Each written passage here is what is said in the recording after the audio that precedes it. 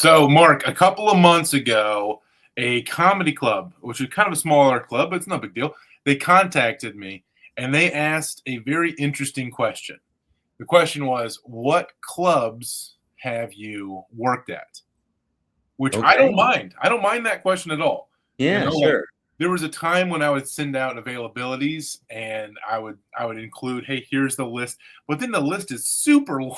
And you're like, does this make me look more desperate than anything?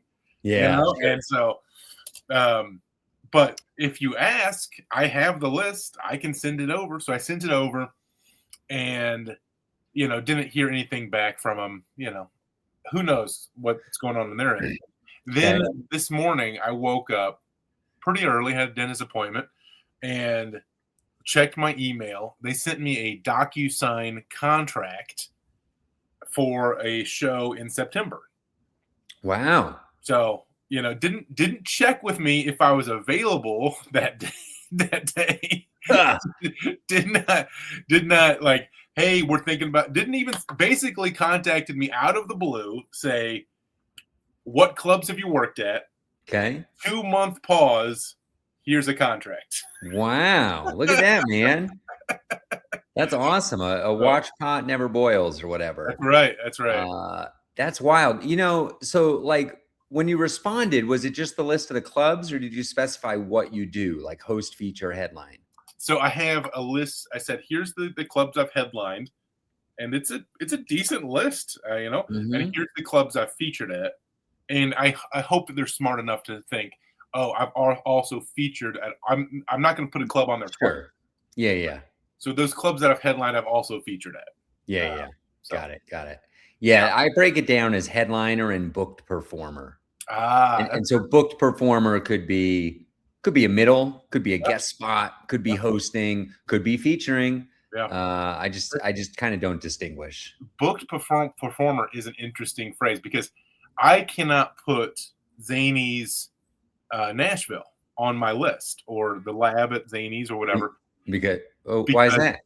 on my list because I have it headliner and feature and I have not featured. Got it, got it. Your list is more strict than my list for Yeah, sure. yeah. I like your list a little bit better because I could put Zany's Hmm. because I've done Nate Land Live several times. I've done the new material Sure, Monday. you've even been paid. I actually have some. I think I might have clubs where I for sure have a club I've never been paid at. Yep. Which Comedy some work. people would say, well, have you really worked there? Yeah. That's not working. That's volunteering. That's good. I mean, like I have never been paid from Comedy Works, Hmm. but I've gotten to do some fun stuff there every once in a while. That was a while ago. Hmm. Yeah. So yeah, Nice. I was at Comedy Works last night. I got on a standby, took the bullet. nice. Pretty fun. Pretty fun going up right after the host, Helen Dreesen. Mm, And had a good time. I felt kind of uncomfortable on stage. I did this thing where this is an exaggeration, but I tripped over the mic cord. And you know how like every stage, the mic cord is somewhere else. It yeah. might be coming from the front, it might be coming from the back, could be coming from the side.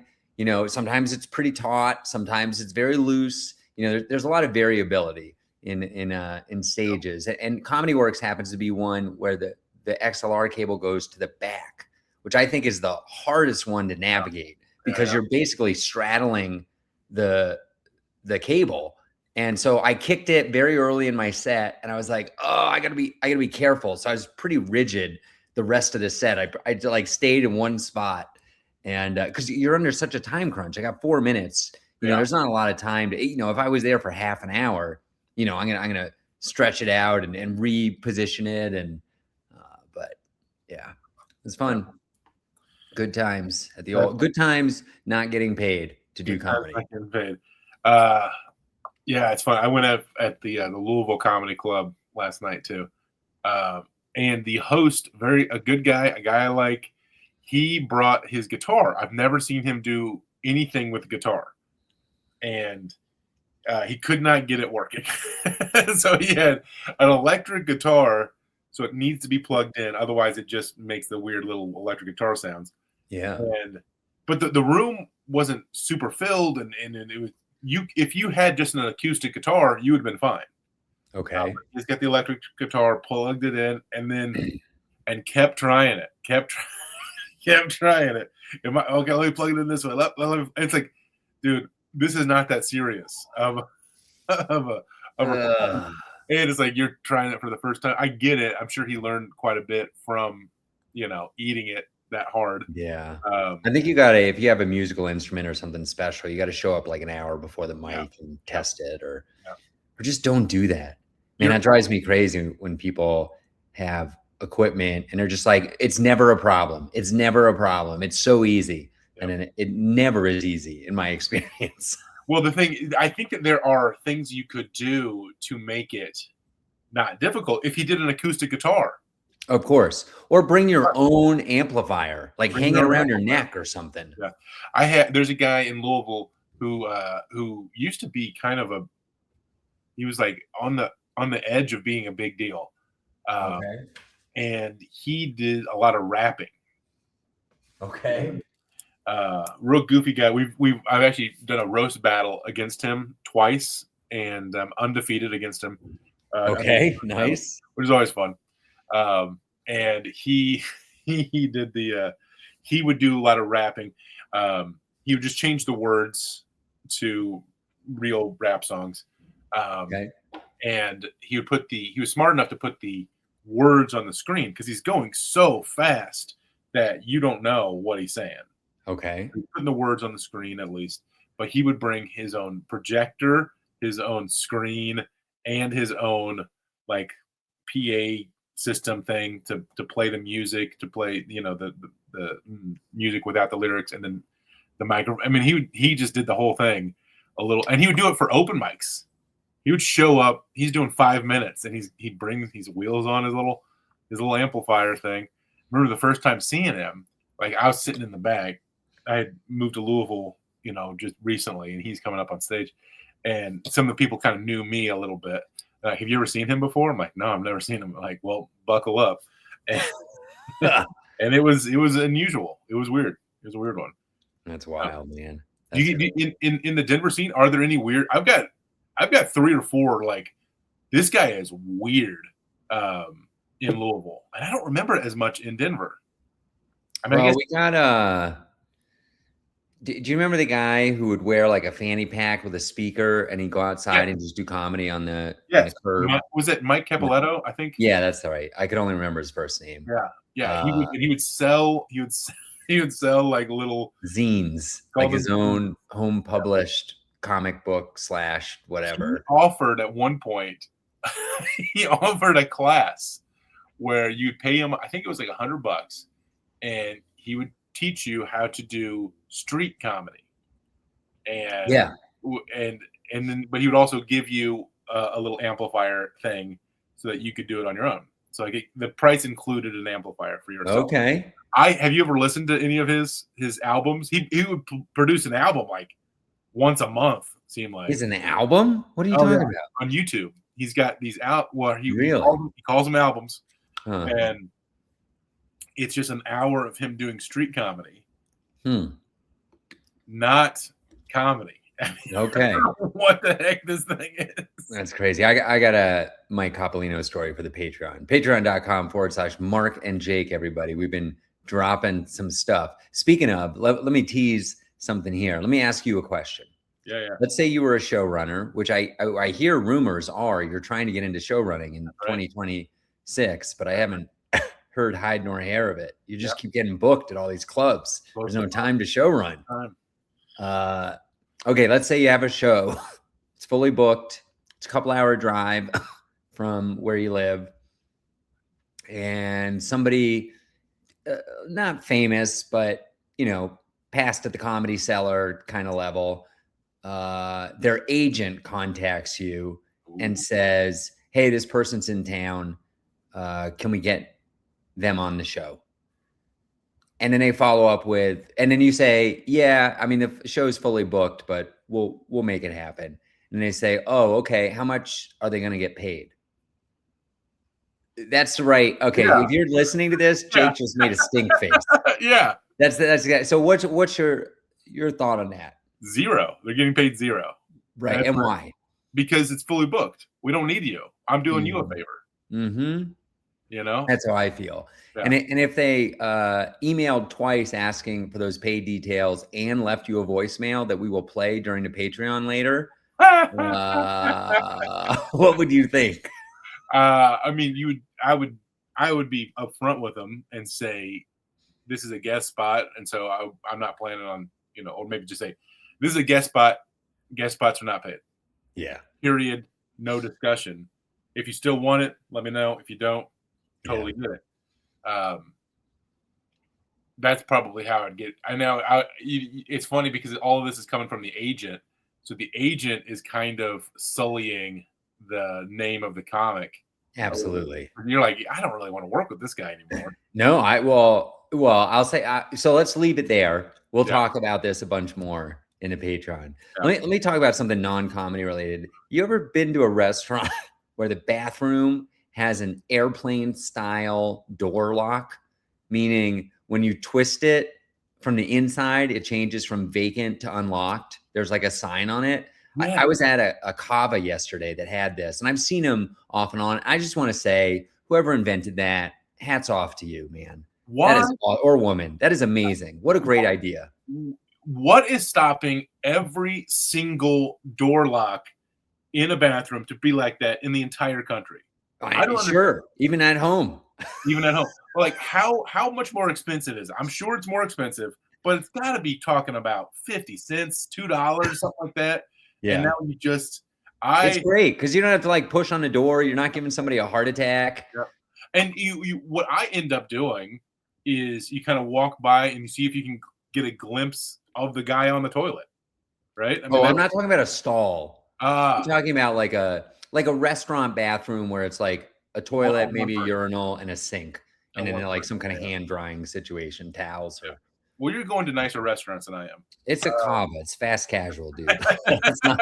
I don't know what a kava is. It's it's like Chipotle but Mediterranean. Gotcha. And it is a kind of a step up. Yeah. From like there's Garbanzo, which is a smaller version of kava, but kava is a little more expensive and a little. Yeah, I mean, the stall when I feel weird because I had this experience super recently. Yeah, I don't know if we should we might have to clip that from this public episode that you're glimpsing into stalls. I don't think that's I think you're not allowed to do that. Keep it in there. Keep it in there. You have to. Like not on I mean, I'm not trying to glimpse is bad. I'm not trying to see anything. You just like you walk, you see the little crack, right? Because there is no indicator. So now what are you gonna do? You walk in, the door's shut, the stall door is shut. You got a couple of options. You can go the like bend over, look unders, try to see shoes. That's an option, right? I feel like that is not an option. You push on the door. Well, then you're okay. Now pushing on the door comes with a whole variety of issues. So first of all, pushing on the door feels a little aggressive. Okay, let me just caveat that. You go to push on the door. As you're pushing on the door, you look at the part with the deadbolt. And if you can quickly eyeball that the deadbolt is across and blocking the thing, then you move on or you wait or whatever. All can be avoided if they just have the indicator where it's locked. It turns red on the outside. It's so easy. I know. But yeah, it's a great idea. I had a bathroom incident. I mean, nothing happened, but like the one was occupied. I used the other one. The other one did not have the tongue part of the lock. So I'm in the toilet and the lock is broken. It's broken off. But I'm in the middle of a road trip. I went up to Wisconsin. I'm coming back. I got a show in Indianapolis, and we got to do something. We have a whole lot of time. The other one's occupied. We're just gonna sit here and if your movement, put the hand on the door. That's my plan. But if someone pushed on that door, they had gotten an eyeful. Yeah. Well, then you got to stick your foot on the door or something. Yeah. You got to be like Cirque du Soleil in there. What they're putting us through just to avoid $2 extra for. I just think it's great, and I want everybody in America. If you have a comedy club with a bathroom, and the door it's like a single person bathroom. Put these little fancy deadbolts that they're not even that fancy. They just got a green vacant thing, and then when it flips, it goes to red occupied. It's just like an airplane. And if you have a multi-person bathroom, on the stalls, put the same sort of thing. We could go a step further. On the airplane, from your seat, you can see if it's like, we can just put we can put a timer, like a count up timer. The bathroom has been occupied for 6 minutes and 35 seconds. And then the person walks out and everybody claps. You want to give it a minute. Well, at Bucky's, are you a Bucky's fan? You've been to Bucky's? I've been one time ever. They have them in Colorado now. They have famous bathrooms, and one of the things is I didn't go to the bathroom. On the stalls, they have a red light or a green light above the bathroom stall. So you can just stand in the bathroom, and they're all around the perimeter. And so you stand in the bathroom, and you can just kind of like scan. Okay, that one's green. Usually they're all pretty close to full. It's crazy, man. It's like we've got 40 bathrooms and 39 people are using them right now. There's only one open. That's crazy. That's like those fancy parking lots. Yeah. That show you the parking spaces that are free. Okay, let's go back to our favorite segment recently, which is Should Mark Do This Comedy Festival? Ooh, nice. Regular listeners will know we've talked about this for a while. I did say yes to the festival, and it's been roughly 2 weeks, and I am still not on the website. I just checked. I don't know what's going on. About a week ago, I emailed in and I said, hey, am I going to get on the website or what's going on? And they emailed back like 5 days later saying, these are more indications. Maybe I shouldn't do this festival. Yeah. They do not seem on top of things. Yeah. They emailed back. They said, hey, we're still finalizing the lineup. We'll get it updated pretty soon. Yeah. That's interesting. Okay. First of all, I feel sorry for you. But I told this nationally touring headliner about this and our podcast. Yeah. And I said, mostly, I think I'm going to the festival for the content. It's giving us something to talk about. There you go. Podcast. Fantastic. Yeah, it's a bummer. It's funny that you said that's an indication of it not being run well or whatever. I think that's an interesting thought of like what other sort of things would be indications of it not being run well. Or on the flip side, what is something because I book a lot of independent stuff. I book, they're having one comedy show this decade and I'm the one guy they're talking to. So it's like, how do you show that I'm professional when it's really when I'm on the other side, right? Yeah. And so I think that's an interesting thing of your indication was just they didn't email back fast enough. What if they had emailed back in the same day, let me take a look at this, and then went back 5 days later and gave you a fuller explanation? Like they first cracked off a really small one. It's not the delay in email, it's the delay in updating the website. So it's just about the website. Okay. Yeah. I mean the lineup has been up for at least 3 weeks. Yeah. And I'm not on it. Yeah. So I'm kind of feeling like an afterthought.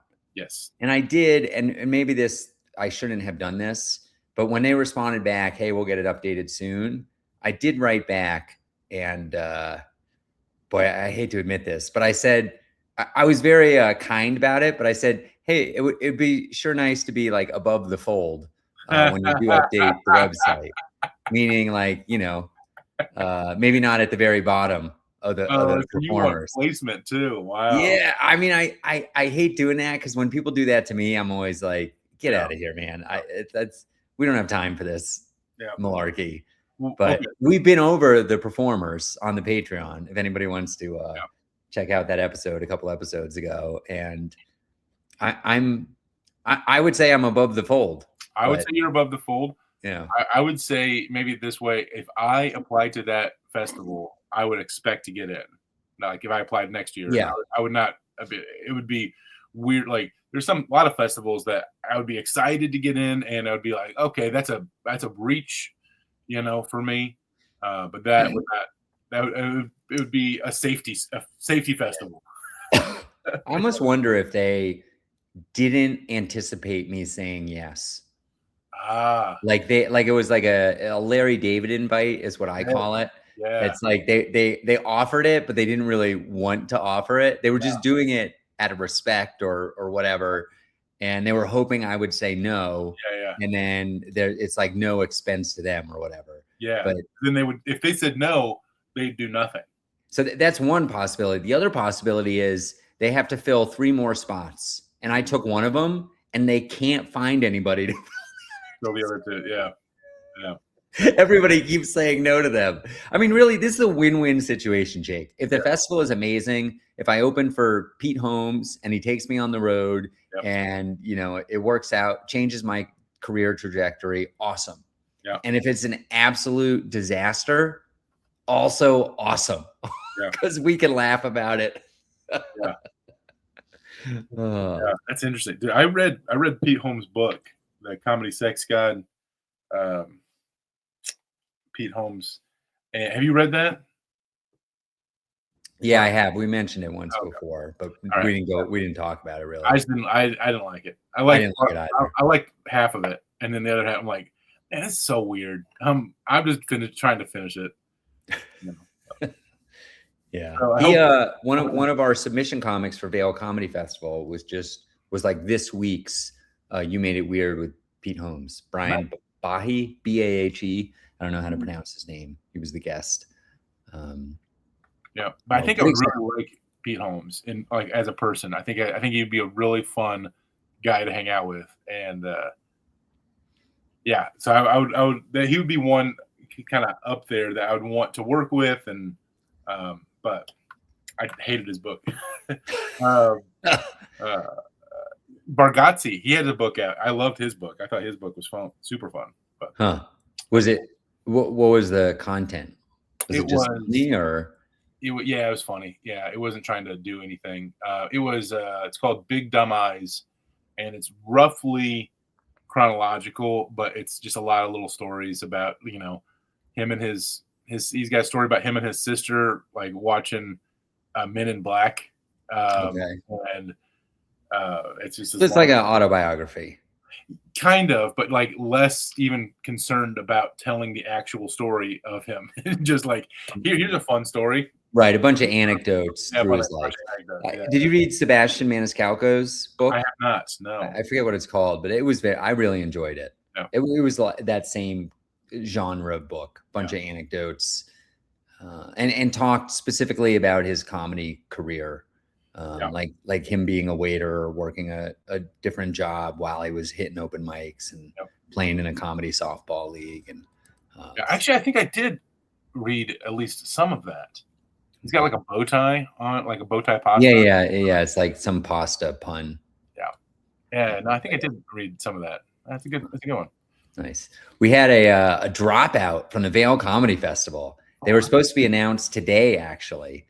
And over the weekend, somebody already said, "Hey, I got booked on a theater gig. I can't make it." And I was like, "This is kind of perfect because I haven't announced you yet, so it's not really too much work." I'd already done all the artwork and everything was set up to announce them, but it was interesting. We have, I think, well, I have more to say about that on Patreon. I got to start making a little Patreon list so we don't. What was the first thing? Oh yeah, the voicemail. I'm gonna do that. Voicemail. You were saying you're gonna say something about Mike Capoletto. Oh yeah. It's kind of a positive thing. It's a mixed bag. We'll see how you interpret it. All right, you got anything new, or I got a ton? I got so much to talk about. Let's hear it. All right, how about Fringe Fest? Did we talk about this? Yes, you got in. I got in. You got the title? I have not come up with one yet, but it's due April 1st. It's March 25th right now when we're taping this, and I'm busy what day of the week is April 1st? I think it's a week from today, Wednesday. I Monday and Tuesday next week I'm going to work on that and my business taxes. I'm in a world of hurt right now, Jake.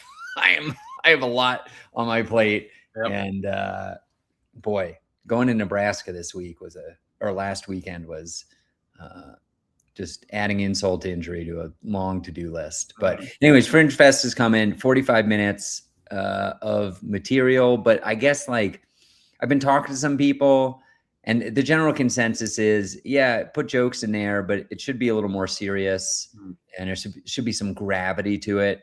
If I can, if that isn't too annoying to say. Yeah. So I'll try and weave a story. I have an idea. I mean, there's a through line to my comedy material right now. So I'll just drop in. What I think I'm going to do is drop in some like science. That's what I'm going to do. Some like facts that will be interesting to people. I'll do some research, and then people will come away thinking that was funny and I learned something. Okay, there we go. That's what I'm going for. So Denver Fringe Fest, we got all these meetings. It's very community oriented. They want all the performers to be part of a community and like go to each other's performances. And I'm going to this event where it's very small. There's like 3 of us and we're like doing a run through of our performance, like a partial run through. And then we'll do feedback and kind of neat. Kind of interesting. I still don't know what nights or what my venues are. Yeah. Well, that's fun. It's funny because you're saying it's got to have a little more gravity. I went to Johnson City and had a show at the Wallace Theater there, which is fun place. And I got there too early. I didn't realize it was in a different time zone or the same. I don't know. I got there like an hour earlier than I expected. Okay. And my go-to when I'm in a city I'm not familiar with, I'm not going to stay the night, is a library. Would like to go to a library. But Fridays and Saturdays, I think it was a Friday, libraries close early. So they close at like 4:30. And, so what are you going to do? So I went to a coffee shop. The second choice is coffee shop. So I went to a coffee shop. I looked it up. It's a place called Philosopher's House is the name of the coffee shop, which I'm like, okay, I'm into it. I go in and there's several people at the line and I'm like, all right, well, I don't really want anything. I'm just going to find a seat. And it's an actual house. And so I walked through and found a place and I was in this like weird back bedroom, like completely alone with, the rooms are all themed or whatever. And so I was able to get a little bit of work done there.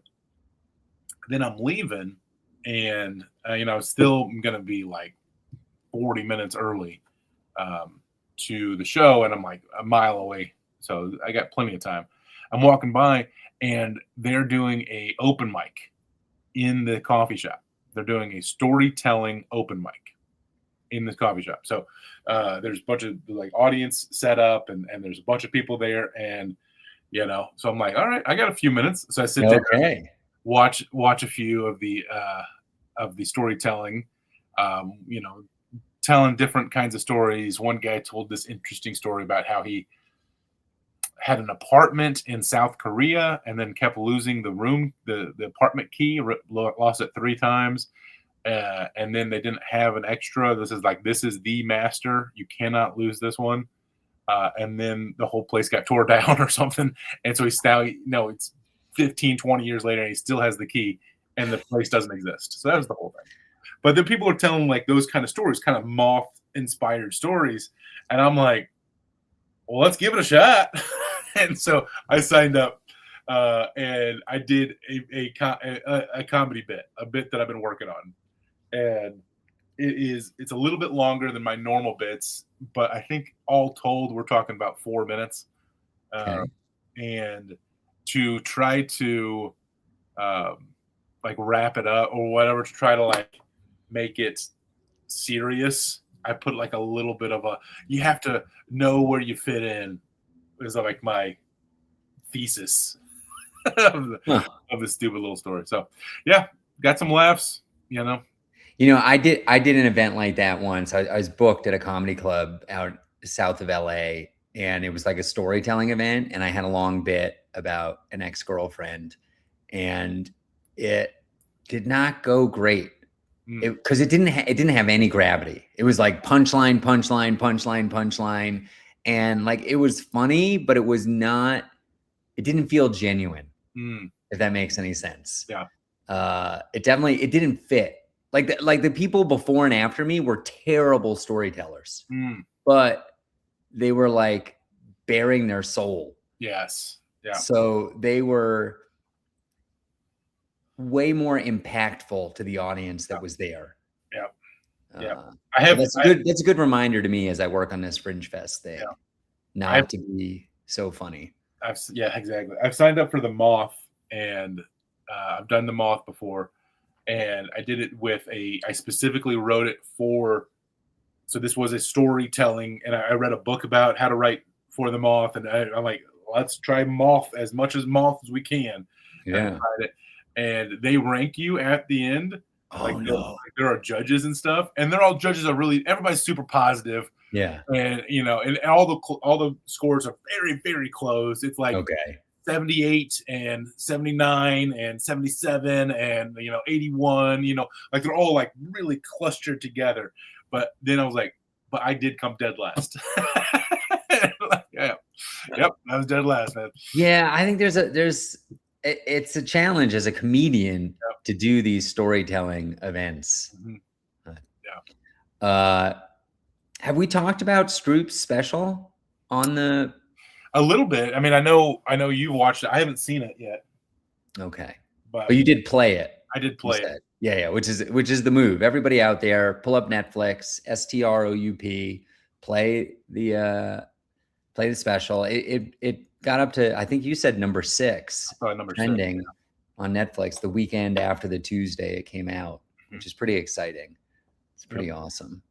Yeah, Nostalgic is what it's called, and it's super funny. So it's interesting though, like it's not as funny as seeing him live. It's not even close. Yeah, it's like looking at a photocopy of a black and white photocopy of a color video. It's like just like completely, it's different. I wonder if, and I mean, I wish him the most success possible, but I also think about like there are different kinds of guys, different kinds of comedians, and some play on the video format, the special format. Like Jim Gaffigan is a special guy. He's put out a lot of specials. All of them are really good. You see him in person. I've seen him in person, and it's good, but it feels like you're kind of watching a special. It doesn't feel much different than, now it's also, I'm in a theater and it's going to be a different vibe, but I've seen Derrick Stroup in comedy clubs. He went to Comedy Off Broadway. So we're talking about 120 seat venue, and him just kill so hard. Yeah. I mean, like the place is shaking. It's like, I don't understand how somebody can be this funny. It's ridiculous. You don't have the same vibe with Gaffigan, but Gaffigan really put out a good special. So, Derrick did seem less animated in the special. I'm curious if when you watch it, you notice that he didn't seem to move around quite as much. Whereas in a club, he's like a whirling dervish. He's like a tornado on stage. Yeah. Or at least that's my perception. But maybe it's because the stage is much smaller, or maybe he was nervous. I don't know. It was really cute. He had his mom. They showed his mom introducing him, like bringing him onto stage. This is Derrick Stroup's mom, please. Or this is the performer's mom. Please welcome my. Or no. She says, "Please welcome my son, Derrick Stroup." Yeah. And then he walks on the stage. It's really cool. Yeah, that's really cool. That was pretty clever. For that. Yep. Yeah. So. I don't know what else is going on, dude. I got some. So okay, let's hear it. What's your vibe opinion on this? So there is a venue in town. It's a community center, and they rent it out for lots of different things. And I was trying to book some gigs, and I contacted them. The woman who I contacted, she's like, "Oh, I just saw you on Sunday." I'm like, "Oh, weird." Like, yeah, and you were really good. I'm like, that was okay. I was kind of farting around because it was an open mic, but thanks. But we kind of come through and we figured it out. and they have a couple of different rooms to rent. One of it's basically a gym. Like, hey, we can put tables in there. We can cut off. I'm like, that's terrible. I don't like that at all. And then this other room that's like long and narrow, and I think that it would be really like a good comedy room. And so, I liked it, and we're thinking about this. And the when we were chatting back and forth, there was a little bit of a barter system. Hey, we have the senior community that kind of comes in every day. Why don't you come in, do some comedy for them, and then we'll give you this room. I'm like, okay, I'm for it. A little barter. And so what it came down to was, you come in, you do that, we'll give you $100 off the room rental, and so the room is still going to cost $150. So Okay. now I have this opportunity to rent this room. It's got it does have a nice entrance, like the entrance is kind of right there. I'm pretty sure the whole building is going to be empty. It's got a nice parking lot. I'm into it in a lot of ways, and I definitely think it's worth giving it a shot. But sounds great. How many seats? Well, they have a lot of chairs, so I have to set up chairs and everything. I think I could get about 60 in there. Okay. And they have the 60 chairs? Yeah. Dude, Yeah. This is a no-brainer. This is killer. Yeah. Well, here is my only. Do they have alcohol? That's the thing. Is no, I can't sell it, and they can't BYOB either. Okay. And that might not be that big of a deal. I mean, I personally don't drink. I don't care. But it's pretty common. And so I felt like if it was BYOB, we just found ourselves a cool, very similar to Don't Tell kind of vibe. Yep. And that's what I was planning on doing. But then they were like, no, it's in the contract. No BYOB. I can sell concessions if I wanted. And, I could put on. And they gave me several dates. I mean, I feel like that'd be very. I mean, you could do if you did a clean showcase, people going to cleaner shows, I think, drink less. Maybe that's a incorrect hypothesis, but that might work better. I've run plenty of shows at coffee shops with no liquor license, and during the festival, we run a show in a sweatshirt store, and they don't have alcohol. But I tell everybody, look, it's a 90-minute show. There's a bar right across the street. Get a drink right before you go in, sit for 90 minutes, get a drink immediately afterwards. You're going to be fine. Yeah. Okay. All right. We're good. Yeah. I mean, you only have to sell, like, if tickets are $30, you only got to sell 5 tickets to break even. Mm-hmm. But, and then you got to pay your comics. But yeah, that sounds like a great venue. Not as good as your house, exactly, which could be BYOB. My house, I think, my wife is has brought it up many times. I think she's into it. We recently had a bunch of people over for something else. And, when you have a bunch of people over, you're like, okay, I really can host a lot of people. I've got good parking. I've got good, the entrance and everything it would take a little bit of effort to get. You would have to upgrade your bathroom lock. Yeah. I'd have to upgrade the bathroom lock to make it.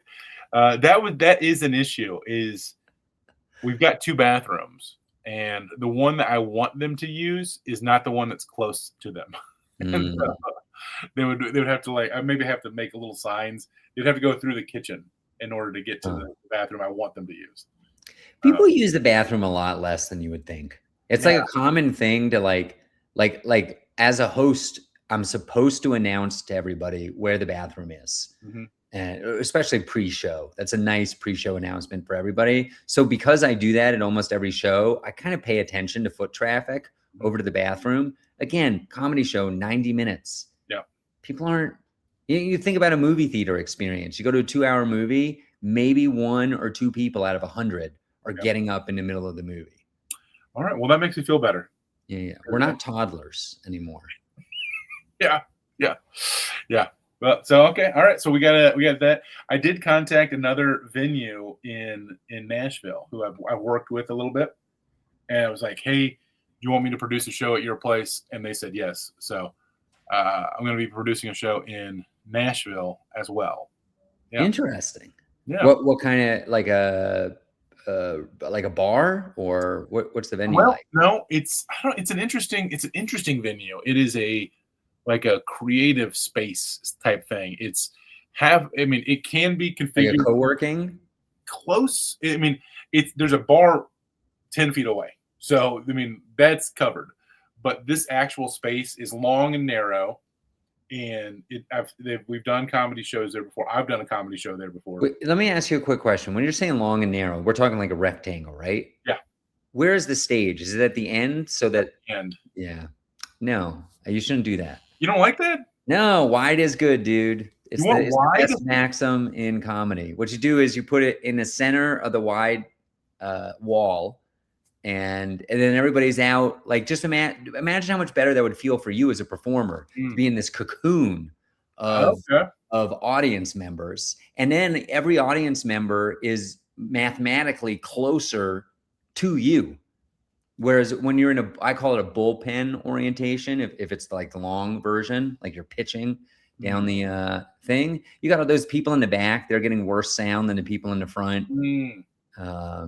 Okay, so wide is good. You should, if you ever get into one of those situations, encourage the showrunner to change the orientation. I would probably encourage him to change it to long ways.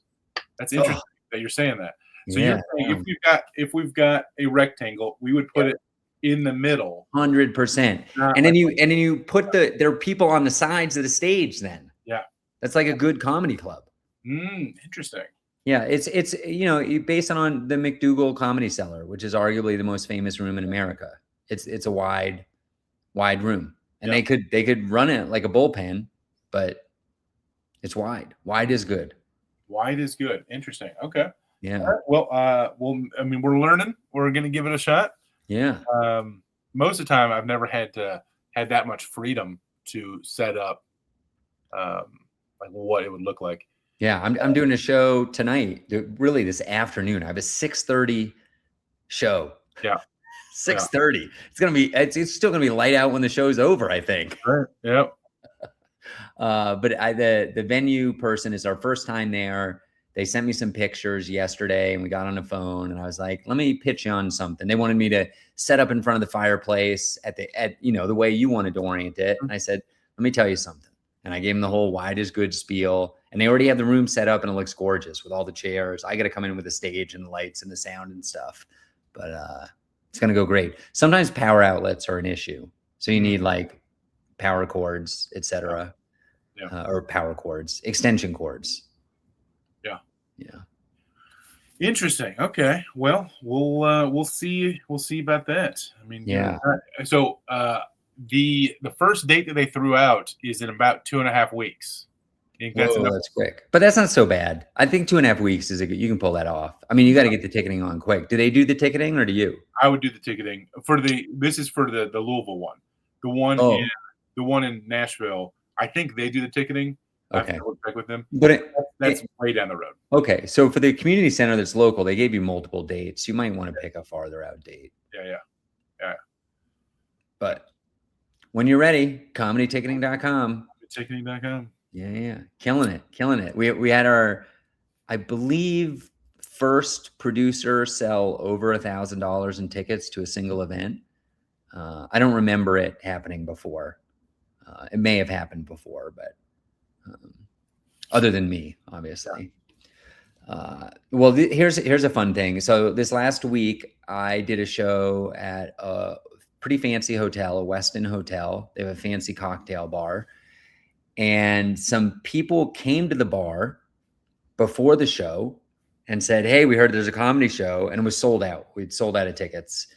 And I just started chatting with them, and it turned out they were flight attendants. It was a guy and a girl. They were flight attendants, and they had just landed, and they wyeah staying for the night, and then they were going back to the airport to fly out the very next morning. And they were like, can we come to the comedy show? And I said, yeah, we'll find a way. Just come back in like 5 minutes before showtime, which was like an hour later, and I'll find you some seats. And as it turned out, we had 2 VIP front row people that didn't show up. So I not only did I give them like a massive discount on their tickets, but then I upgraded them to the VIP front row tickets, and they were a hoot. They were so fun during the show. And one of them left a review for Vail Comedy Show, which is a good segue into an exciting announcement. Vail Comedy Show now has over 100 reviews at 5 stars on Google. I'm pretty excited. We're up to like 103. We zoomed up we were at 96 or 97 for a long time. And this last week, we got like 6 reviews, including one from a flight attendant, which thank you, flight attendant. I'm not going to say your airline, maybe on the Patreon, I'll say, because there's a good chance I run into this person sometime. Yeah. United. We are United, Jake. This is a good podcast. So you've got reviews, but you don't have a location. Yes, I hopefully YouTube isn't owned by Google by any chance, is it? Ooh, they're not going to hear this, are they? We'll move on. Yeah. No, I could talk about it. It's actually kind of interesting because I'm thinking about making so when you create a Google My Business profile or a listing, they require a physical address. And when I did it, they were very skeptical of my physical address, and they requested photos with signage, which I was able to provide with sandwich boards, and some other kind of in window signage. And that business no longer hosts our comedy shows. Yeah. Yet I'm too afraid to change the address on Google lest they ask any questions. Yeah. So the wrong address is on Google. And I recently started believing in the power of these reviews, and I think people really do look at them and Google your product and see, is this any good? Let me read some of these reviews. And so I started one for Breckenridge Comedy Show, which is always at the same location. And when I submitted that, this is just a couple weeks ago, they approved it immediately. And I don't know if it's because I got lucky, I just got a different reviewer, or if it's because I already have one profile and they trust me some, I have a reputation now, a reputation score with Google. But all of this is leading up to, I'm thinking about making a Mark Masters comedy profile on Google Maps, so that when I do one of these reviews on a show from one of these national websites, people can leave a review on Google, like anybody in the audience. Normally, it's just the person who booked you on these national websites can leave a review. Yep. But now anybody in the audience, I get all these people that are fawning over me. They're so excited. They think it was awesome. And it will also help me with my touring stuff. I have a show coming up in New Bedford, Massachusetts. People, the problem is I don't think people would find me. I run a show in Maine and they Google Mark Masters comedy from Maine. Their phone knows they're in Maine. If my address is in Denver, which is where I would put it, it's not necessarily I'm not going to come up, but it would probably help me with local bookings, Christmas parties, etc. Yeah. I think it would definitely help with local corporate bookings. So the other option would be a Facebook. I know you're against Facebook, but I've got a Facebook business, Big Jake, a profile page, and I've had many people leave a review. I've never asked anybody. What do you mean a review? How do you do reviews on profile? Yeah. So there's and then it's a star rating. So I have 5 stars on the Facebook. Yeah, the Facebook page, or exactly what it's called is a little tricky because I have my personal Facebook account, and then there's the Facebook Big Jake Hovis, whatever it's called, where I have a certain number of followers, and it also has a review section. So 5 reviews. Reviews given. Look at that. Yeah, 5 reviews. Okay. Yeah. Oh, that's kind of cool because that's already set up. I could. Yeah. Yeah, that's not a bad idea because every once in a while somebody will essentially say, "How can I help you?" Yeah. And if I had something easy, usually my default is subscribe to my YouTube. Yeah. Sign up for my email newsletter. Yeah.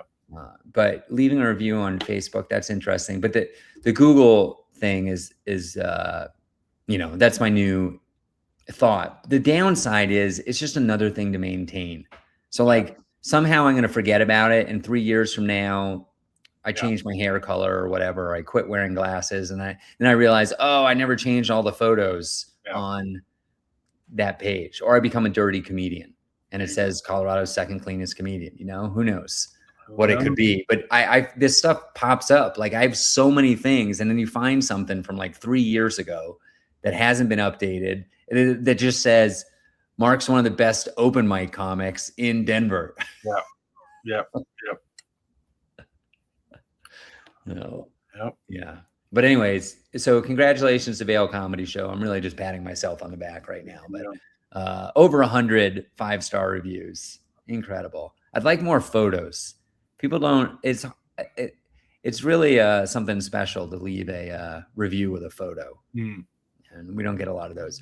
I did leave my own review. I got to shout this out. We're going to, in the next episode, I just did a run, and but I'm going to use that as content for the next episode. So I don't want to get into too many details, but I will say little hint or preview into that.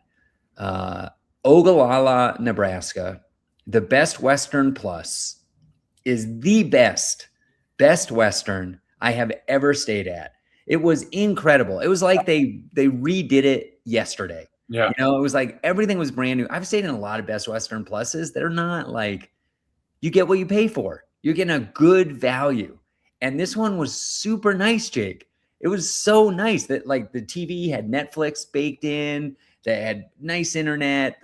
Everything was modern. They had fancy soaps. Like everything was clean. It was very fancy. The breakfast was great. They had chili, which turned out to be green chili. I thought it was going to be like a kidney bean chili, but you put it on your eggs and it was delicious. It was like really, I was very impressed. It was interesting though, in their free breakfast, they didn't have kids cereal, which I almost kind of like.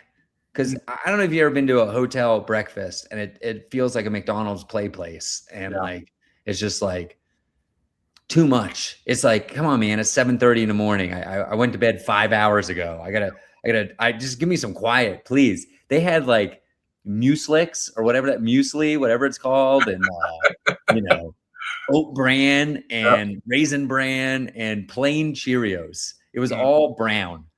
All the cereal was brown. There was no Fruit Loop color. There was no Applejack color. Fruit Loops are good though. But my hotel go-to chain would be like the Choice Hotel. So Quality Inn, Comfort Inn. That's the one, which is not a very high-end hotel. 3-star at best, maybe 2-star. And some every once in a while, I went to one in Little Rock, which was fantastic. Just 10 out of 10, super good. But they often have the waffle maker. And you can make your own waffle. Ogallala, Nebraska, Best Western Plus. Everybody check it out if you're driving across I-80. Has not only a waffle maker, but one of those 1-minute pancake robot makers. Wow, I have not seen them. Both. I stayed at Holiday Inn Express the night before that had the pancake maker, but no waffle maker. And this waffle maker had a BW logo in the center. It like baked in a logo into the waffle. I've never seen that before. I thought that was pretty the Comfort Inns in Texas, in Austin, where I stayed in Austin for a few days, were shaped like Texas. The waffles were shaped like Texas. Oh, that's cool. You know what I like is when they have a choice between the big waffle or 4 mini waffles. That's fun. Yeah. You want to, but in that case, you want to have a little bit of topping, a little bit of variety. Yeah, you seem like a guy that might be able to answer a question for me. You might know a thing or two about waffles and hotel breakfasts. Right next to the waffle maker, kind of in front of the batter dispenser, and aside the heating element, they had a bowl and a spoon with cinnamon and a bowl and a spoon with cocoa powder, which I believe was like the tart, Sure. not sweet, but it was labeled chocolate. Yeah. Are you supposed to put that in your batter, or does that go on top afterwards? I didn't really know what to do with it. I stayed away. I was confused. I think you probably could do either. I mean, I feel like you could pour the batter, sprinkle it quick, shut it, and then go. Or you could take the cooked waffle out and then sprinkle it on top. That's interesting, though.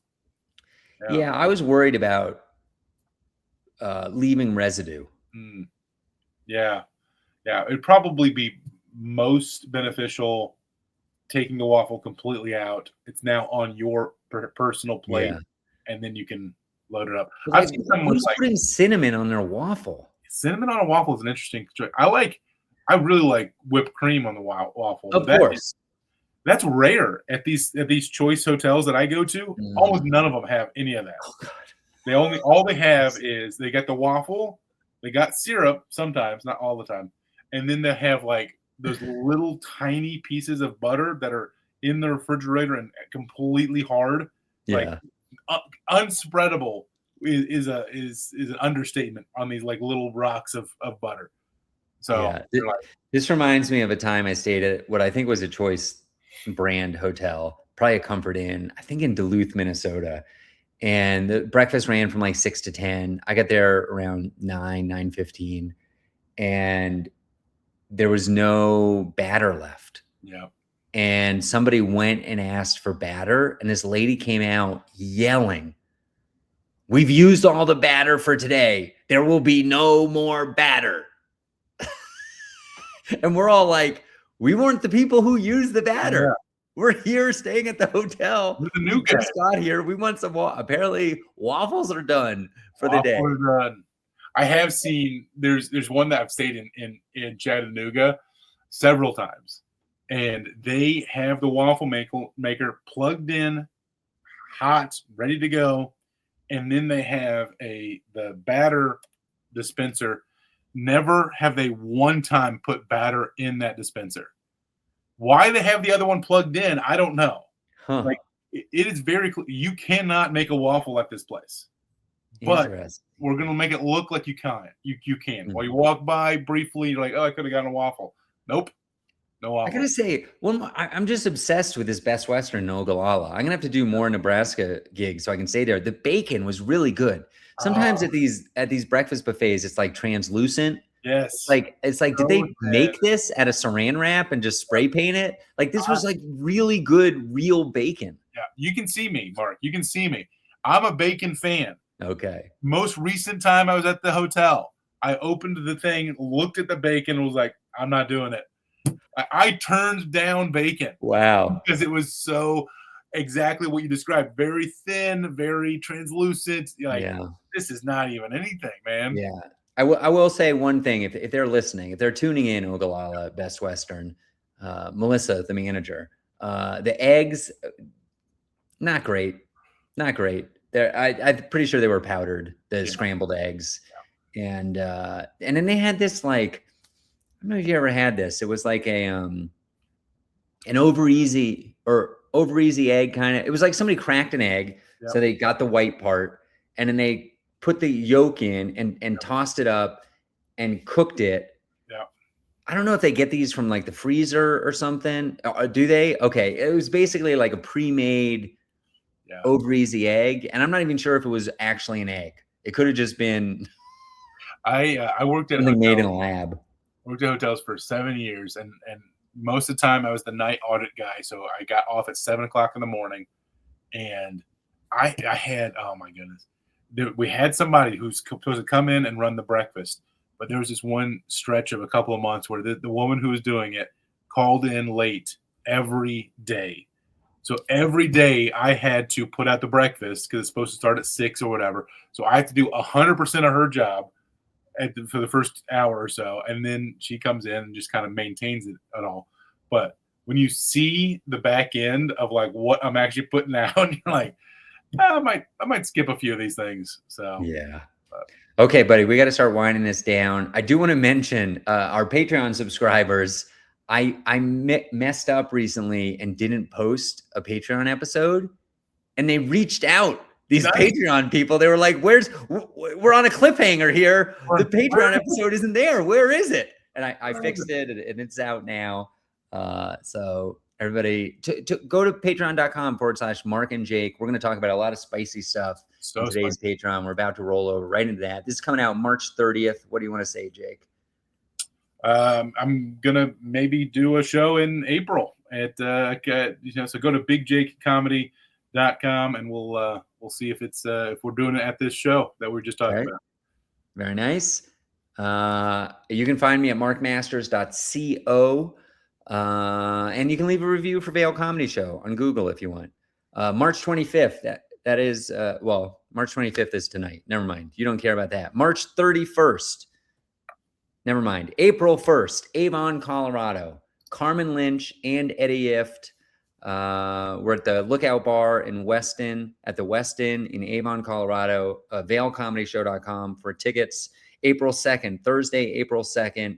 Vail, Colorado, Vail Village, Sarah's Lounge at Christiania Lodge and Hotel. Carmen Lynch and Eddie Ift. Incredible. 2 touring headliners. I don't have to book anybody else. So excited about that. And then Friday, April 3rd, kind of a nightmare drive. Got to get to Rapid City, South Dakota, West River Comedy Club. I am featuring for Carmen Lynch on Friday, April 3rd and Saturday, April 4th. And then the following weekend, I'm hosting at Comic Sense Comedy Club in Boulder, Colorado. markmasters.co. And check out the Patreon, everybody. It's going to be terrific. And one more time for the Best Western Plus in Ogallala. Fantastic. Love it. All right. We'll see you guys.